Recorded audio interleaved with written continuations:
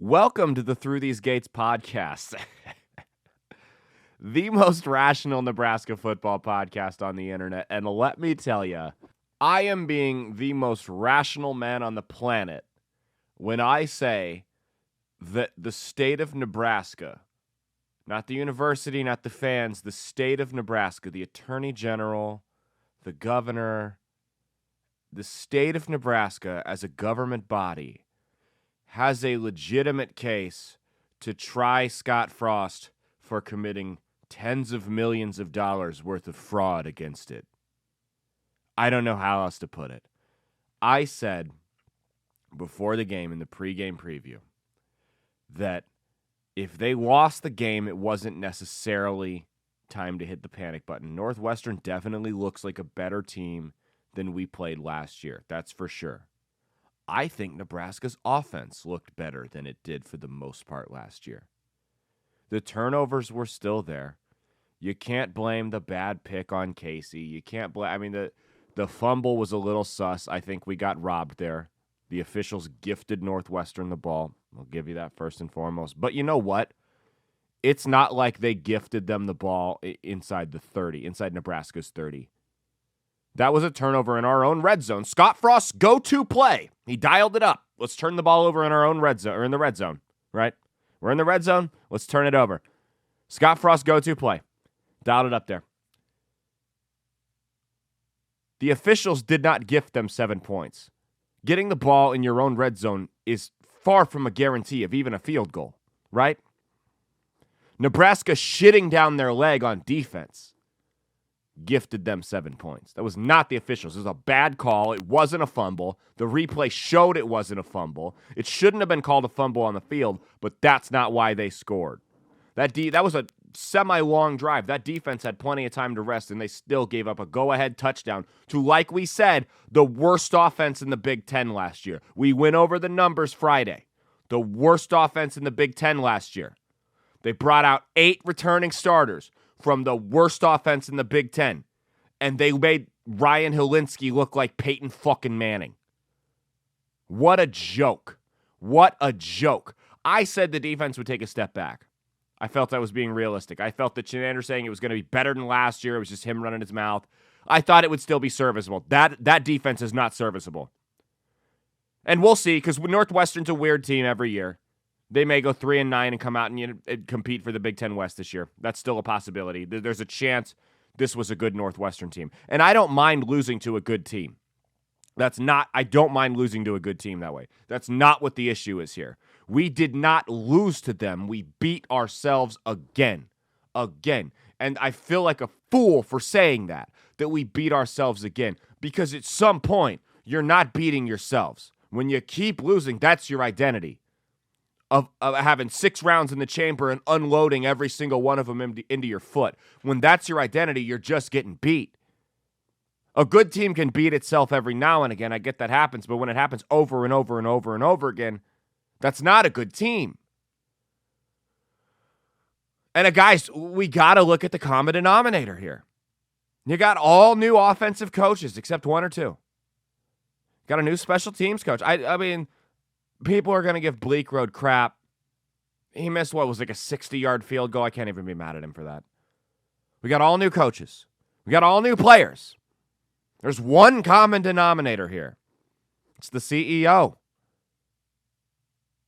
They need to fire Scott Frost. I'm serious. Fire him. Fuck the buyout. Fire him tomorrow. Make him fly back on Spirit Airlines. What a train wreck this has been. A train wreck. And maybe I'm an idiot for drinking the Kool-Aid. Go ahead and dunk on me in the comments. I don't give a crap. I think it'll be funny. It'll help with engagement and everything. But what a train wreck. Special teams cost you how many games last year? And you decide to go out and kick an onside kick up by 2 scores. The second time you blew a 2-score lead, by the way. You did it twice. You kick an onside kick up 2 scores. What the hell were you thinking? Was Scott Frost drunk?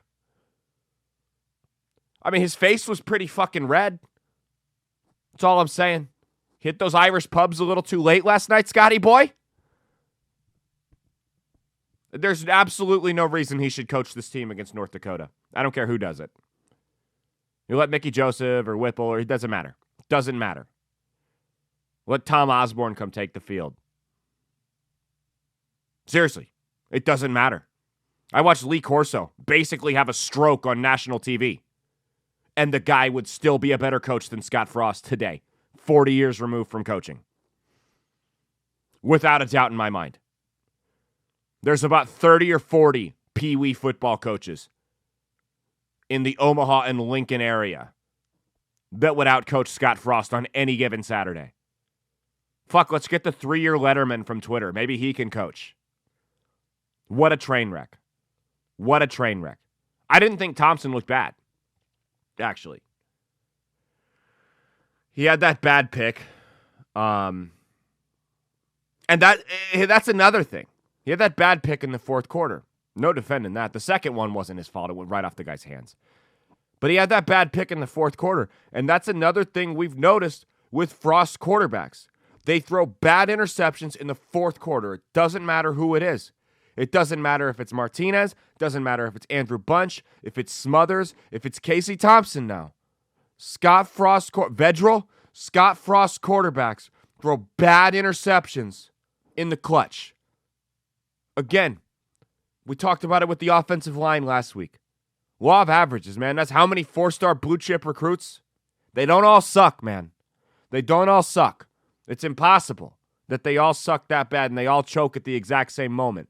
That's a product of a coach that puts too much pressure on a quarterback and trots him out there to go try and win a game, and he makes stupid mistakes. If it was just Adrian, I'd be willing to write it off. But this is the fact that we've seen this with, 4 or 5 guys now, this same problem, tells me that this is coaching.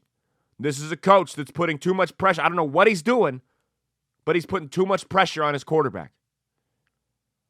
Speaking of the offensive line, train wreck. I mean, Thompson made some Johnny Manziel-esque plays. We can't give him crap when he's running for his life the whole game. Ball's getting snapped over his head. The offensive line, Teddy Prohaska, who I was high on, got beat like he stole something. And the sad part was he was the best player on the line, other than the center who couldn't snap the fucking ball to save his life right. The guards looked horrible.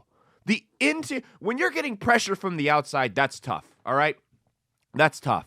If you have a quarterback that can maneuver somewhat, it's not the end of the world. He can get away from it. It's obviously not ideal. It's not sustainable. It's an issue you're going to have to address, but you can make it work. When you're allowing interior pressure every other play, your offense can't function. The guard is the most unsung hero of any football team in the country, and we get it. But when they're blowing up, when they're blowing plays like they were, that's why. That's when you hear the guard's name, it's a problem. I said I was skeptical of the Raiola hire before the season started. I said I liked Applewhite. I said I liked Bush. I liked Joseph. And I liked Whipple. But I was skeptical of the Raiola hire because you had no real track record with him. And so far, through one game, he's done nothing to prove otherwise. I didn't say it was a terrible hire. I didn't say it was a train wreck. I didn't say anything like that. I said that I was skeptical of the Raiola hire due to the lack of a track record. And what did he do? Northwestern, keep in mind, finished 13th in the Big Ten out of 14 teams in sacks last year.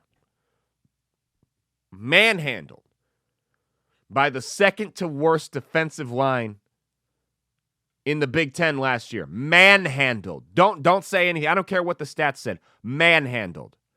A defensive lineman or a linebacker doesn't have to make a sack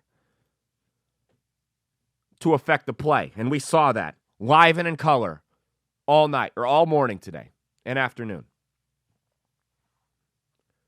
I don't have anything good to say because there's nothing good to say. The good shit I already had to say, I'm done.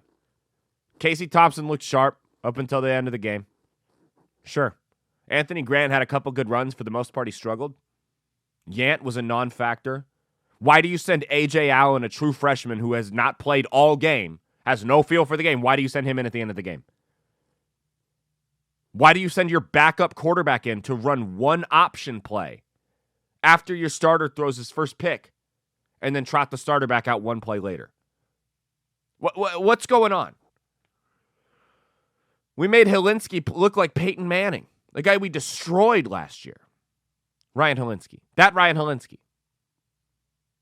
People were making excuses. Oh, he's played the perfect game. He's played the perfect game because guys were wide open. If guys are wide open, it's the perfect decision to throw him the ball, and that's what he was doing all game. Nobody covered anybody. Plus, they gashed us with the run. And speaking of pass rushes, the Nebraska pass rush that I was all high on earlier in the year, a week ago that I said was the slam dunk shirt thing, non-existent. Who is O'Shawn Mathis? Guy did nothing. They got no pressure from the inside or outside. Northwestern ran rampant in the run game and had all day to throw in the pass game. What are you going to do? I mean, so what? They can't fire until October 1st. I get there's the money involved. It's going to save them like $7-8 million. I get it. So what do? You go beat North Dakota and Georgia. They'll beat North Dakota. They'll beat Georgia Southern. It'll be the same thing we saw last year. They'll beat those guys. They'll get steamrolled by Oklahoma. Steamrolled by Oklahoma. That's not going to be a game. If you've got something better to do for that Oklahoma game, including sleeping, it's an 11 a.m. game. You'll be drunk just like the head coach probably will be from the night before. Including sleeping, just do it. Then they'll have a bye week, and then Indiana. I'll be at that game. Oh, God, I can't wait to be at that game. Oh, dear God.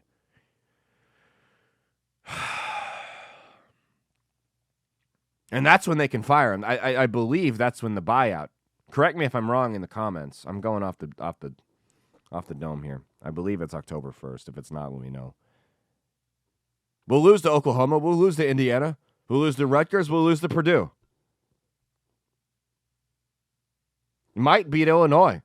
I genuinely, I know it was a 3-point loss. I know people are going to say you're overreacting. Genuinely would not be surprised if we win the next 2 games and then don't win a single game the rest of the year. Because I'm looking at this schedule from a completely different perspective than I was 6 days ago when I made that preseason preview video. Completely different perspective I'm looking at this schedule at. I don't see a game that I could confidently say we win after Georgia Southern. I don't. There's not a single game I can look at and be like, yeah, I'm not worried about that one. And honestly, I'm not sold on Georgia Southern. We saw the Helinski revenge game. Georgia Southern's got Buffalo's quarterback from last year. Is he going to come gash us too? Not sold on that game. We'll beat North Dakota. It's the same thing. If it was a matter of they went out and Northwestern just looked like a great team and they just beat us, they just went down. I mean, it was just that would be one thing. I wouldn't be as upset. But it's the same thing. Look good in the first half, start to falter toward the end of the second quarter, and then just completely fall apart at the seams in the third and fourth. If that wasn't the case, I wouldn't feel bad. I wouldn't feel, but that is the case. We lost the same way we've lost every other game. Every other game. Like, I don't even know what to say, man. Scott Frost has made Bill Callahan look like, fucking Nick Saban up until this point. Mike Riley looked like he knew what the hell he was doing. USFL Coach of the Year, by the way. Are we cursed? I don't know. I don't think I believe in curses or anything like that. I think we have a moron for a head coach. I think that they should make him take Spirit Airlines home. I don't think we're cursed. I don't know about all that. It's been a series of bad decisions over and over and over and over again for the last 15, 20 years. And they've led to it's like the U.S. economy, and I'm not going to get political or business insider type stuff here, but When you look at like the economy, this stuff didn't just have, it's like inflation and gas prices and stuff like that, and student debt. So it didn't just happen overnight. It was 30, 40, 50 plus years of bad decisions and bad policies that led to this point. We didn't just fall apart overnight as a team. It was 15, 20 years of bad decisions, bad coaching hires, bad coaching fires, bad recruiting, bad business. I mean, it's just on and on and on and on that led to this point. And now we're stuck. And I'm not as pessimistic about finding a decent head coach as I think a lot of people are. Because at the end of the day, anyone who's jumping up from a, mid-major FBS school to look for a Big 10, SEC, Big 12, ACC job knows they're going into a situation that's probably not good. That job is open for a reason. Unless you're going where somebody retired or got an NFL job, you're probably going into a situation that's a little under the water. So I'm not worried about that. And any coach that's gotten to be a successful coach, even at mid-level FBS, high-level FCS, believes in themselves to a point where hey, I can turn this around. This isn't too bad. Coaches are looking for two things: support from the athletic department and money, right? That's what they're looking for. If they have those two things, they'll make it work. If you've got an athletic department that's going to help you out with recruiting, you got boosters that are going to help you out with NIL stuff, and the money's there, you can get anybody. That's not a concern. If we fire Frost, who are we going to get? It's not even a concern. Shouldn't even cross our minds. We can get whoever we want as long as the boosters are willing to shell out the money. Now, if we would have fired Frost after year 2, that's a different story. Then you could have said, look how quickly they stabbed their prodigal son in the back. That's a different story. But they extended they renewed his contract. They did all kinds of stuff. They gave him all the chances in the world. They let him bring in all these new coaches, extended his budget and everything to hire assistants, shelled out a hell of a lot of money for NIL players, and it still doesn't work. Any competent coach who's looking to move up is going to see that and be able to look at that and go, okay, I can win here. I'm better than this guy. I'm not a train wreck. I can win games here. I have the confidence in myself and the confidence in my abilities as a head coach to actually win and succeed here. So yeah, I'm not worried about replacing Frost. I'm worried about pulling all of my hair out before we get to October. Because it's gonna be a rough ride, guys. Gonna be a rough ride. I don't even know what to say anymore. We've done, 18, 19 minutes. It's just, I feel it's been enough. I was wanting to do this live, but maybe we'll still do a live thing Sunday morning if I can find some people that want to hop on with me and just run their mouths and stuff. But I don't know what else to say, man. I don't know what else to say, my guy. It's a train wreck. Complete shit show. Offensive line, let's go over position by position grades, I guess we can do. Quarterback, I'll give it a B. If we're going the first half, I'd give Casey an A. He lit it up. He slowed down a little bit in the second half, but that's, the defense, the momentum shifted, and the defense started letting Northwestern dominate time of possession, so, there wasn't really a body of work. I think Casey looks solid. I don't put this loss on him at all. Well, we asked him to do a 97-yard, 2-minute drill with no timeouts left, and he couldn't do it. Sorry, I don't even count that last drive. And the interception wasn't his fault. It went right off the guy's hands. Don't even count that. Casey made great plays on the ground and through the air. He did. Like I said, if he could be Adrian Martinez minus the big plays and minus the turnovers, it'd be a net gain. And I think he did that. He had 1 or 2 passes that were like Adrian, but there were 15, 16 passes that Adrian would not have been able to complete. Running backs, C-. Anthony Grant had a couple good runs. It was cool to see them try to kind of use a fullback that couldn't block anybody, I guess.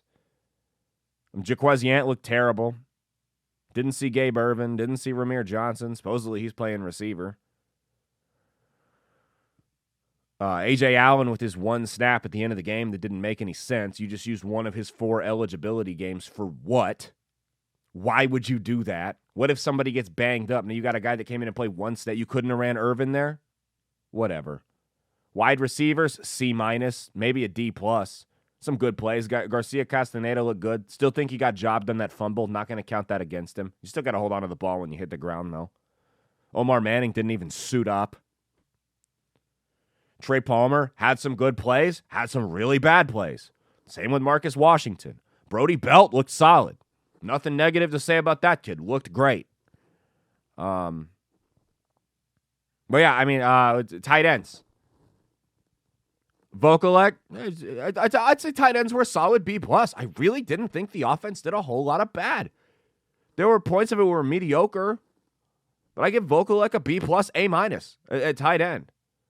You know, they had that pass to Borkircher that was no way in hell. It was just a bad pass, and he played good defense. He had a good adjustment and good recovery speed knocking that ball away.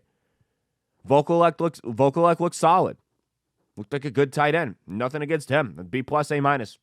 Probably B+ for tight ends. For a tight end to have an A game, I think they needed a touchdown. Touchdown or some type of big play. But he did solid. Offensive line, D. And that's generous. They dominated both lines of scrimmage. They dominated throughout the game. Even when Nebraska's offense looked good in the first half, it was in spite of that offensive line. In spite of it. Teddy Prohaska, I was high on, did not look good. They dominated on interior pressure. Bad snaps. You're a center that on a team that operates 99% of the time out of the shotgun. You should never have a bad snap. Never.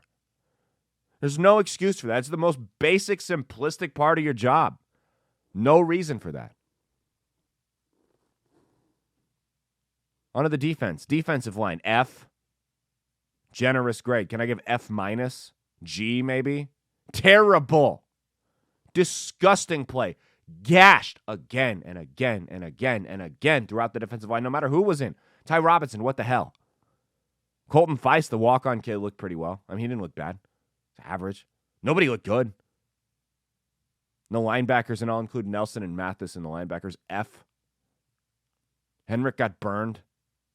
No pass rush from Nelson or Mathis. We could break it down separate. Inside linebackers, F. F. Burned over and over again through the middle. Burned on those moderate passes.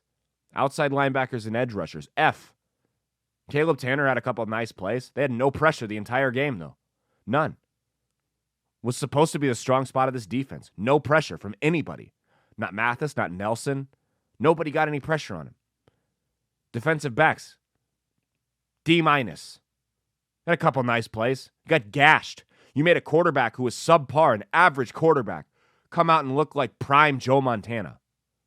What the hell, man? Like, I would have thought that like Patrick Mahomes was suited up for Northwestern today. It was ridiculous. Special teams, D. And I'm not counting the onside kick. We'll get to that in a minute.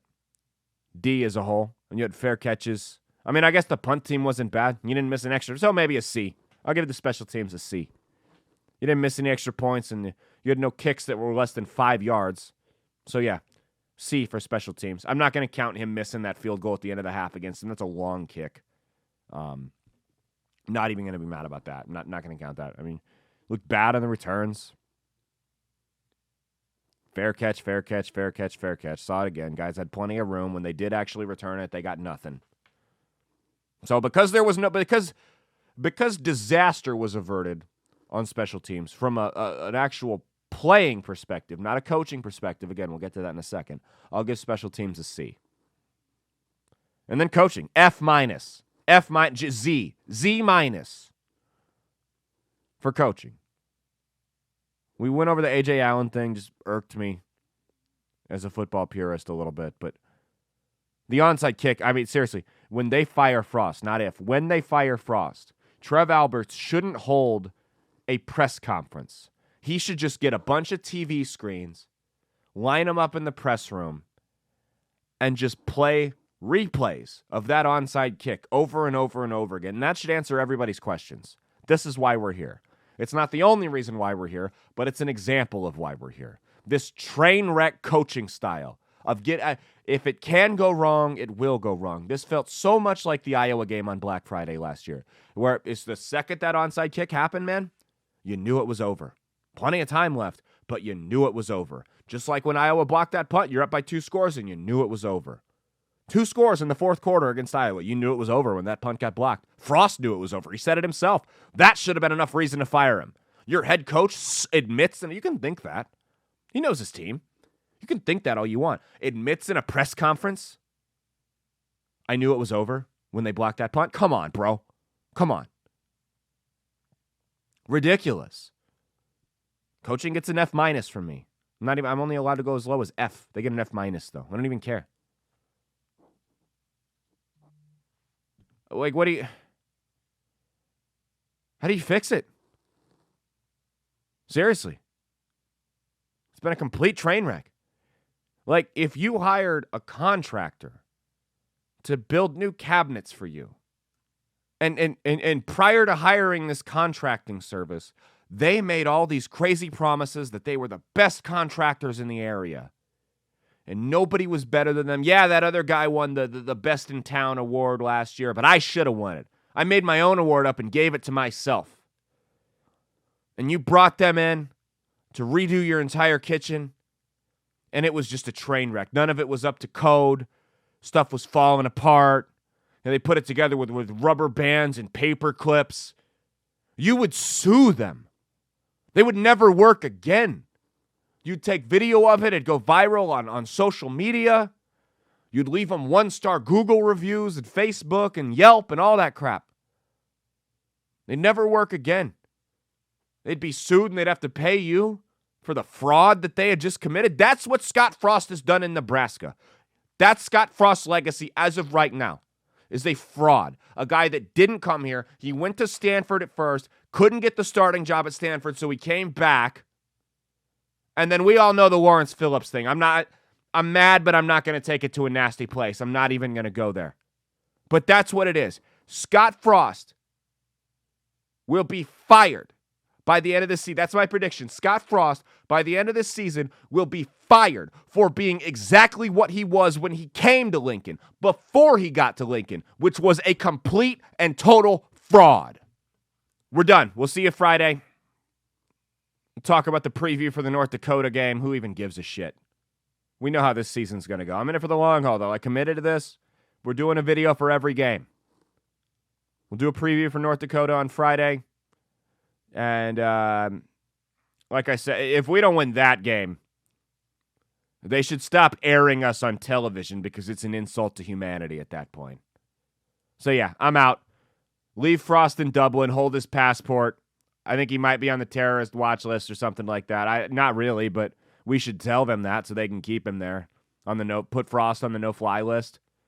Maybe we should reroute his flight to Russia and plant weed in his bag so he gets thrown in jail with Brittany Griner. I'm spitballing ideas here, guys. If you got a better here, comment activity. What's the most creative way to get rid of Scott Frost? Don't advocate for anything illegal that's going to get you thrown in jail or investigated by the FBI. It's all jokes. Nothing serious. Most creative way to get rid of Scott Frost, let me know in the comments. Because we got to do something. It's the season's I'd say 65% chance that the season's a wash. Like I said, man, 2 games I can look at and confidently say, yeah, we should win. I'm about 95% sure on North Dakota, 75% sure on Georgia Southern. Those were games I was 100% I didn't even think of before the season started. Northwestern, I was about 90% sure we'd win that one too. I predicted 38-17. Boy, was I wrong. Anyway, thank you for listening to the Through These Gates podcast. I've been Caleb Salvatore, and thank you to everyone that came out to the roast battles last night at a beach house in Omaha. That was a phenomenal time. We are going to do it again in December, the first weekend of December. It'll either be a Friday or a Saturday. I'm not 100% sure yet. That was a great time. It was standing room only. The crowd was great. We had 6 battles. I think we're going to do more because it did go pretty quick. Every single battle was hilarious. Everyone crushed it. I'm really proud of everybody that went out there and just busted their ass and got really mean with each other. We're going to have a lot of the winners back, and it's going to be a great time. So I'll have tickets posted for that once it's available, and then we'll see where it goes from there. But yeah, it's I don't want to sugarcoat it. It's not looking good, you guys. It's not looking good. I've been Caleb Salvatore. Follow my socials. Caleb Isn't Funny on Twitter and Instagram. Caleb Salvatore Comedy on TikTok. Thank you for tuning in. Have a good night.